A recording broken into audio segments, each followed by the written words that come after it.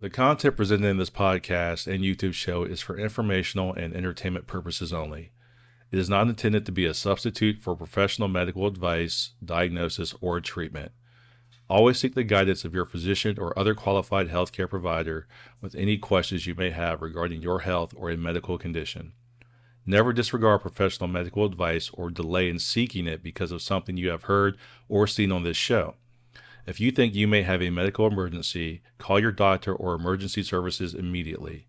The host, guests, and producers of this show are not responsible for any adverse effects resulting from your use of or reliance on any information presented.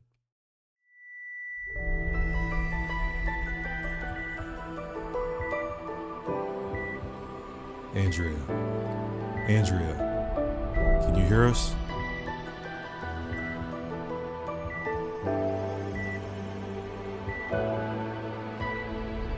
Many years ago, I died for 26 seconds. There are so many people in this world that have experienced life events that have led to their soul purpose. Wake Up Your Soul with Andrea will bring you these significant life events that demonstrate how to use those moments for guidance and life purpose. These are our stories.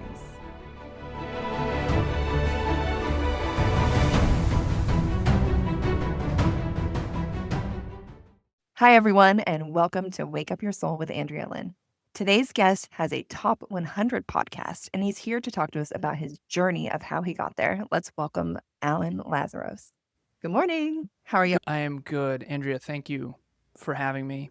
For those of you who don't know, I was several minutes late to this meeting, and Andrea gave me tons of grace. I really appreciate it because, I'm grateful to be here. Thank you for having me. Yeah, I'm grateful to have you here. But Alan also gave me grace because I canceled on him last week for an emergency procedure. So I think it's fair. It's just what happened. But I also think it's great because him and I are going to have to just push out all the goods real fast in this episode. And that's going to be great for the listeners. Alan, you have this top 100 podcast. You're very successful at what you're doing now, but life has not always been easy. And I think it's really great when a listener can listen to the struggles of a person that has become successful and how they got there. So I know your journey wasn't easy from the age of 2. So let's go ahead and go back to that. Yeah, I think context is very important. And the overnight success thing is definitely not the case with me. And so I'll take you back to the very beginning. So I'm 36 now. I often joke and say I'm hoping to hit puberty at 37 because I look very young. You also look very young as well. So it really helps me in my business career, right? People love to be coached by a 12-year-old.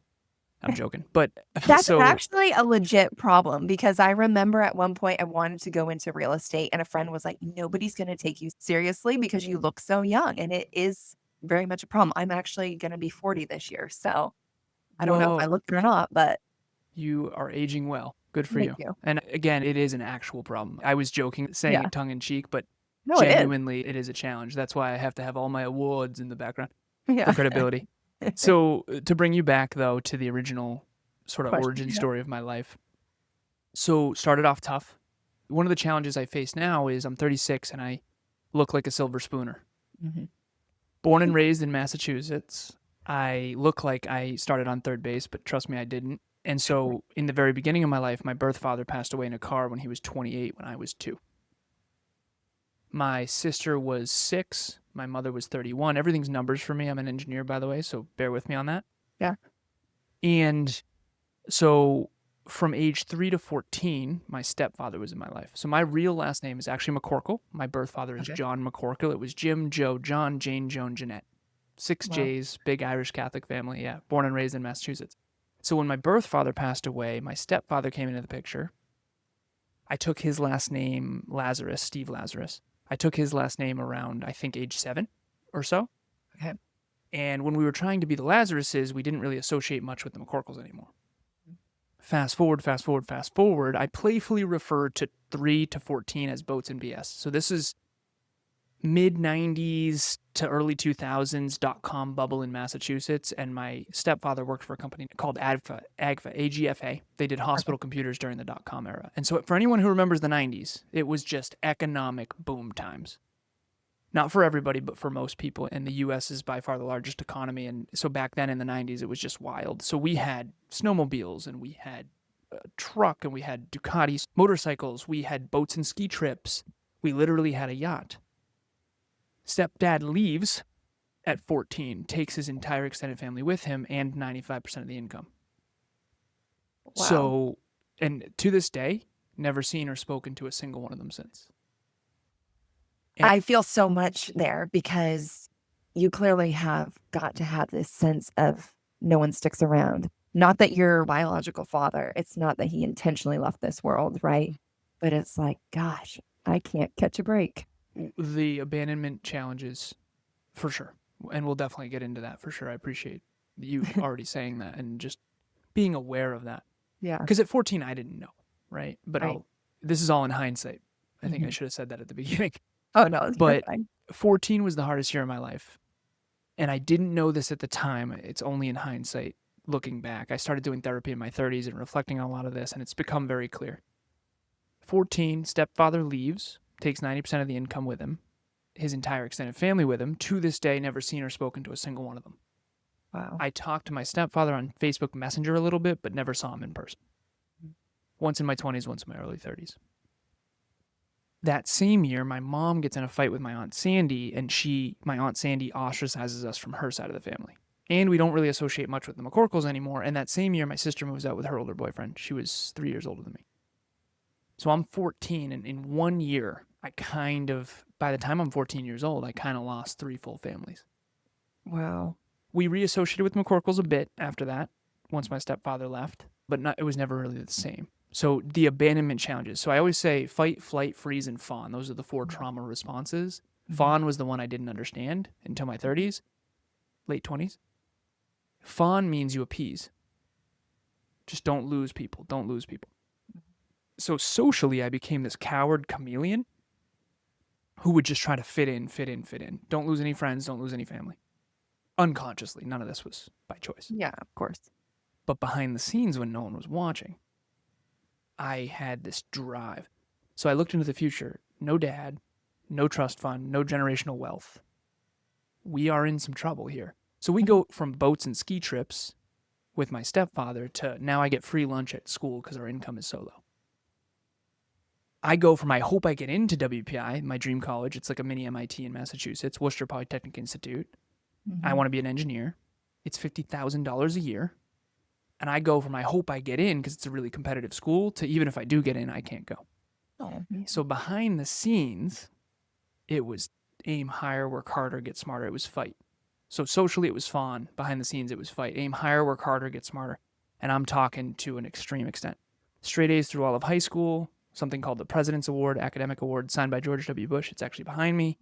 Got all the scholarships and financial aid that I could possibly get. Computer engineering degree, master's in business, off to the races, going to corporate. And I'm used to being broke in high school and college. And I went from 65 a year to 85 a year, from 85 a year to 105 a year, 105 to 125, 125 to 180. So I become a global 1% earner in my early 20s. I worked for a bunch of tech companies. iRobot, Sensata Technologies, Tyco Safety Products, Simplex Grinnell, Oz Development. I eventually landed at a company called Cognex. Cognex sells industrial automation equipment into manufacturing facilities all across the world. They do machine vision. It's like the eyes of a robot. I'm an outside sales engineer, and I manage Vermont, Connecticut, and Western Massachusetts, and I'm making a lot of money. Automation obviously is booming at this time. And this is sort of post 08, 09, so I graduated my bachelor's in 2012, master's in 2013.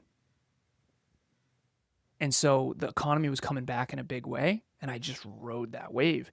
Paid off $84,000 worth of college debt in a single year in 2014. Put all the rest in a Vanguard account because I don't need much. I grew up with very little, so once my stepdad left, I had to learn we didn't have cable. So I just, $500 for rent with my girlfriend Courtney on a lake. My car was $5,000 cash. I made all this money, but I didn't need much, so I just put it all in Vanguard. I had a $150,000 investment portfolio when I was in my early 20s. Wow. And then in my mid-20s, I get in my car accident. Head-on collision, my fault. Little cousin, one of the 2 people that has ever come back from my mom's side, only 2. One of them, his name's Dan, my second cousin. He was in the car with me. Physically, we were okay. Head-on collision. My fault. Dark winter night in 2015. I'm on the wrong side of the road up in New Hampshire. Lift-kitted pickup truck. Head-on collision. Definitely not a fender bender. This was an intense car accident. Usually I show the pictures of my car because I've seen the pictures. Here's the thing, though. I've seen pictures of my dad's car. I've seen pictures of my car, and they don't look very different. So for me, I'm 26. My dad died in a car at 28. So while we're physically okay, definitely rattled, but okay, no permanent damage, mentally, emotionally, and spiritually, this was my quarter-life existential crisis. This was my wake-up call. Right. And that's when I realized, and I was swimming in regret. Who am I? Would I be proud of the man I, like, what trauma I never faced, all this stuff. So I'm 26, and this is 10 years ago. And that's when I found personal development. That's when I found self-improvement. That's when I found personal growth. That's when I found mental health. And I flipped the script. So I realize now, and this will be the last piece, I have 4 buckets of life that I talk about. The first one is you're unsuccessful and unfulfilled. That's where we all start. Mm-hmm. The second one is you become externally successful, thinking that it will solve your problems, but you're internally unfulfilled. That was me in corporate. Then I get in my car accident and I flip the script and I go, I'm going to go all in on personal development. That's the answer. And it was. Happy, healthy, productive, fitness model, fitness competitor, fitness coach, start my own company, Alan Lazarus LLC, what you'll never learn in school but desperately need to know. And then I went broke. So I liquidated all my assets. I went past broke, back into debt. And it wasn't until my 30s that I reached the 4th bucket. So the 3rd bucket is you're externally unsuccessful, but you are internally fulfilled. And the last bucket is the one we all want to get to, which I've finally gotten to in my 30s, which is you are externally successful in the economy, but also internally fulfilled in yourself. That's the goal. And that's the mountain that gets higher as you climb it. And you don't know you're there until you can honestly look yourself in the mirror and say, I want my future to be an amplified version of what it already is. And the truth of the matter is I didn't get there till my 30s, and most people statistically actually don't get there. It's very hard to get to that 4th bucket and to continue to keep the humility to actually sustain it, because a lot of times once we get successful externally and internally fulfilled, we get arrogant and then we lose it. This is very true. That is very true. So what is the key to hanging on to your humility? Set goals that constantly humble you. So I often say, I gave a speech at Toastmasters a couple weeks ago, and I said, if you aim too high, you're going to get humble pie. If you aim too low, you won't grow. So to me, there's 2 types of adversity. There's the adversity that comes at you that life throws at you. And that varies in frequency, intensity, density, and duration for all of us. For me, I happen to have a lot of that in my childhood. But the other adversity is the adversity that's the inevitable byproduct of having huge fucking goals. Pardon my French, by the way, if I'm not supposed to swear. If you have to bleep that out. Okay. If you have to bleep that out, I'm sorry. I didn't ask you if this was explicit or not. You're fine. You're fine. Okay, but I do think having huge goals is how you keep humility, but ones that you actually act on. Because there's a lot of people that I think have huge goals in their mind but not act on them. To me, when you're an optimist like me, you need to constantly challenge yourself in order to stay humble. Do you feel like, because I feel like, yes, you need to have huge goals, but I feel like they need to be for yourself and for others to keep that balance. Because if you're just feeding yourself all the time, I feel like it will shift and you'll have a little bit of selfishness with that.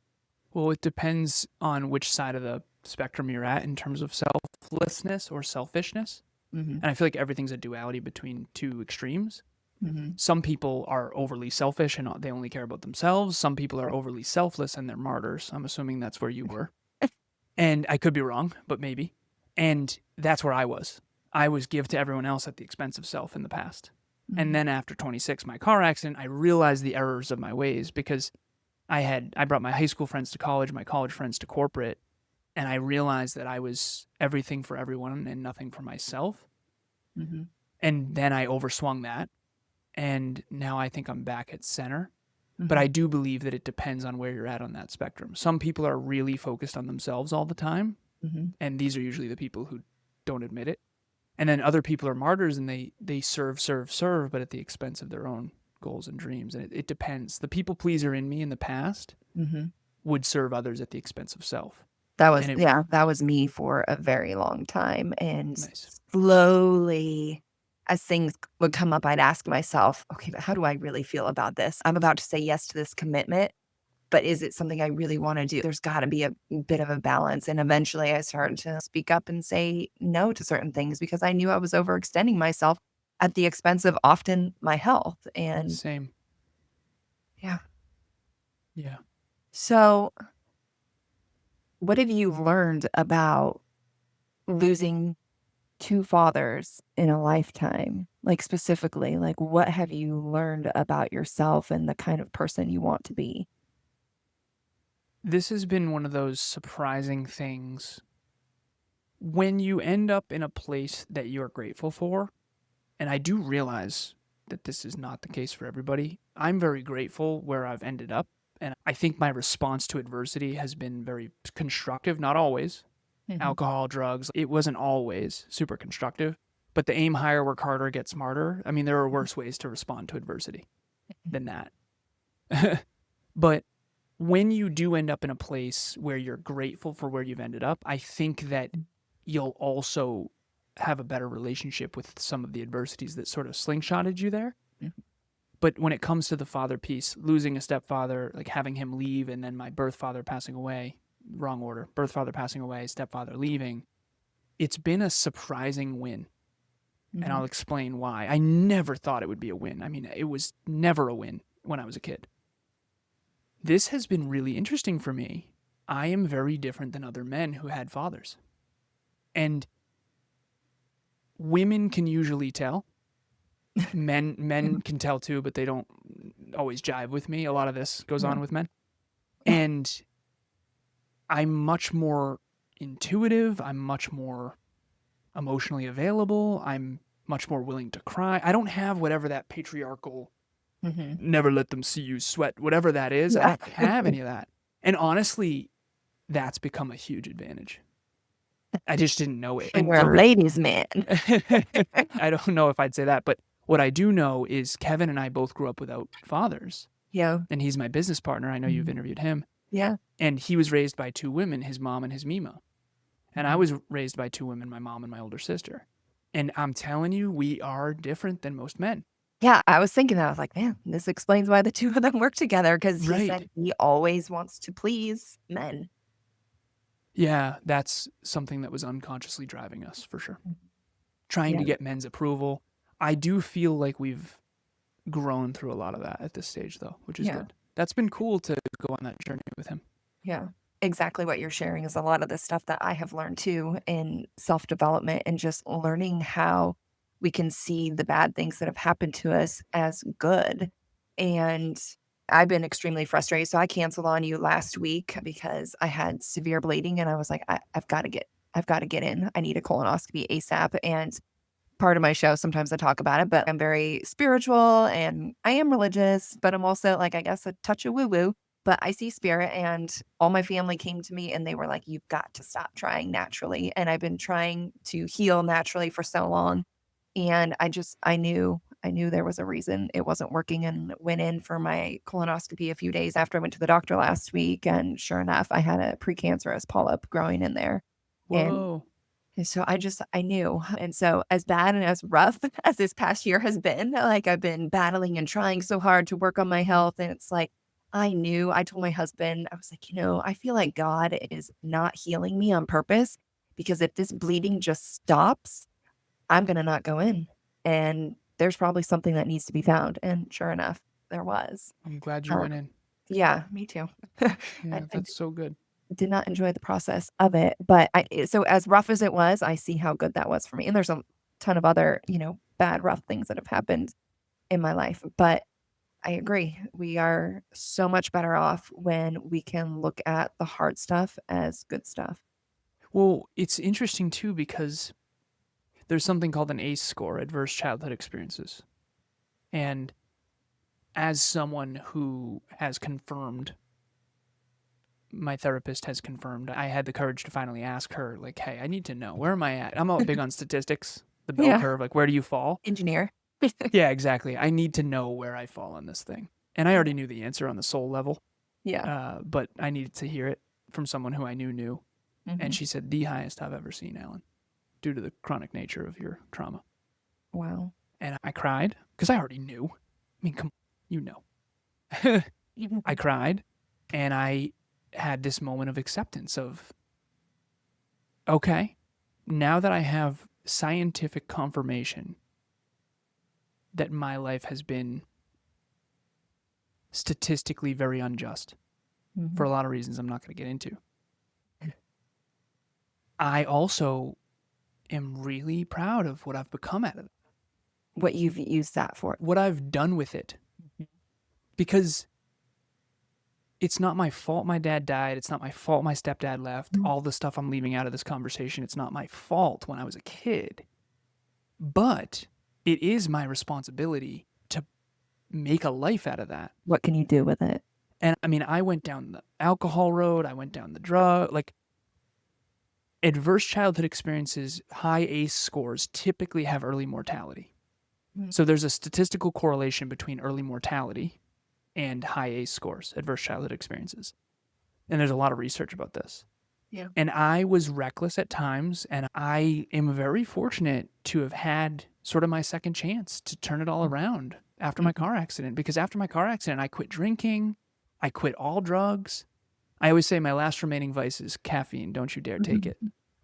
Cheers to that, everybody, right? Do not take caffeine from me. I will not do it. But everything else, I'm just very proud of the man that I've become. And I don't mean that from an ego place. I just mean from inside out. Yeah. And that, I think, is a place that all of us hopefully can eventually get to, which is, it wasn't pretty, but I'm proud of what I did with it. And I hope that everyone can get there. And that's what I do today. That's what I help people with. I help people reach their potential. I honestly don't really care about much else except helping people reach their potential. And that's my whole calling. Some people have a job, some people have a career, some people have a calling.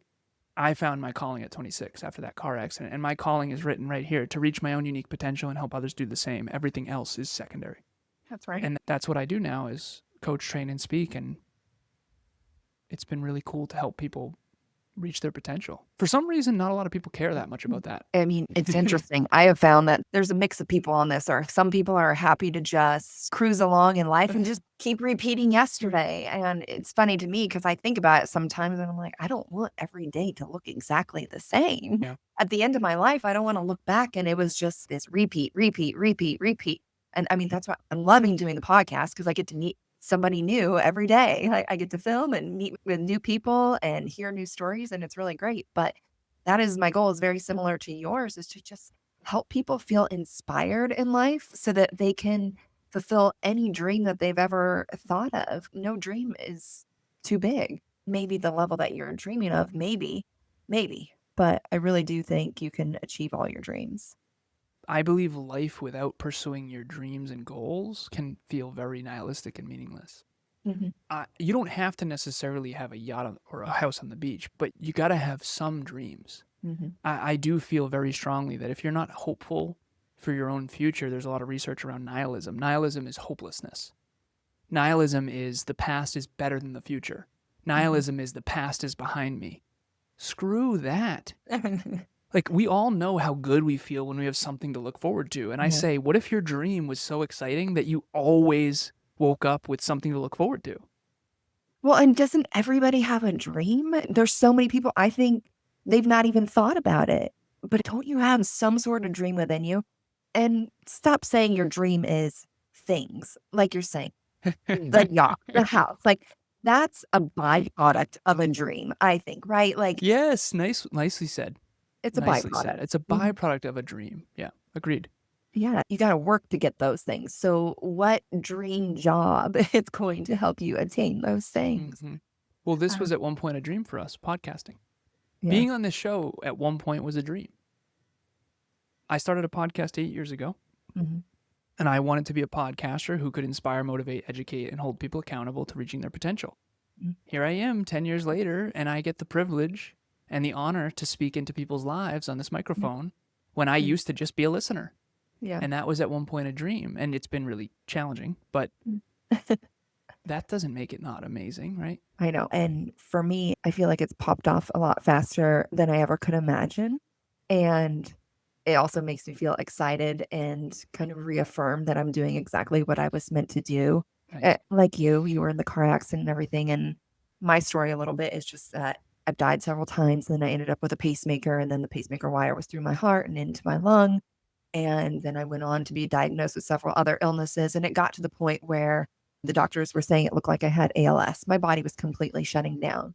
And now, yes, I speak out a lot about healing naturally and changing your mindset, because I do believe when we hold on to toxic frequencies or toxic Yeah. thoughts, those emotions create the lower frequencies and they make us ill. And so sometimes I'm hesitant to share what's going on with my health if I'm having some struggles, because I'm like, gosh, they're going to be like, well, she doesn't know what she's talking about then, because she's got her own problems. But I can say I was about to die 10 years ago, and Whoa. I'm walking, I'm running, I'm moving, and I'm functioning today. And so, yes, we all have things to work Good on. for And I you, think, Andrew. thank you. Good for you. You're I, welcome. That's huge. yeah, You I had a feel life or death that. situation 10 years ago as well? Well, I'm older. So I died when I was about 20. It started when I was about 20. I kept flatlining and then went into the hospital, and they did a test to see what was going on with my heart, because nobody could understand, because nobody was with me when it would happen. And I completely flatlined. And Whoa. yeah, like they were scared, because they said even drugs wouldn't have probably restarted my heart. They were reaching for the drugs to try. And then it was by the grace of God, 26 seconds later, my heart just started on its own. And then they said I was not going to be able to drive again unless I got a pacemaker. So I agreed to it. And that day, the day that I got the pacemaker, I was so hesitant. I knew it was not the day. I even told the doctors, I can come back. I was like, this doesn't seem like your day, because he was running late and it felt off. And he was like, no, we're doing this. And I did it. And then 3 weeks later, I think it was about 3 weeks later. Well, 3 months later, went back in excruciating pain. And they told me that there was just inflammation probably from where the device was located, and maybe they would have to move it somewhere else. They said sometimes this happens. And so I just thought, well, I'm being a wuss. Like, I've always been somebody to push really hard. And so I just kept on going until the night where I was like, this is it. I'm done. My body is not going to keep going. And I went to the hospital. My lungs were full of blood, and they found that the wire had gone through my heart and into my lung, but was still turning on. So I was getting shocked in the lungs. And yeah, I mean, the story goes on, but even like present day. So last week I had to do all this testing before I went in for the colonoscopy, and they just called me this morning to let me know that the inflammation marker in my intestines was supposed to be from like 0 to 120 for a normal range. They're like, you're 2,700. And I was like, thank you. That validates the pain I've been in. Whoa. But here we are, smile, and I keep going. Well, I'm grateful you're inspiring others. Yeah, It's an honor. We can choose to make excuses for not doing things in life, or we can find the opposite. Like, I'm in pain, but I can keep going. Can I get this done? I mean, last week I had to cancel on you because I had to do the prep for the colonoscopy, and there was no way I cognitively would have been with it. But this week is my third episode, and I'm gonna take a week and a half or so off to rest my body. But This is your third episode? this week filming, yeah. Oh, I'm honored. This is Yeah. episode 3? For this week, yes. Oh, for this week. This week. How many Yeah. episodes have you done? I don't know how many I've filmed. Everything's numbers for me, so I know. if I know the number, I'll Yeah. know how long the train's been. But anyways, I'm honored. Well, the train is short. I've filmed more than I've posted. I've posted about 17 episodes, and it's already top 10% in the globe. Nice. So that's Keep it up. decent, being brand spanking new. Yeah, of course. I mean, you're top 100, so It took us a lot longer than that.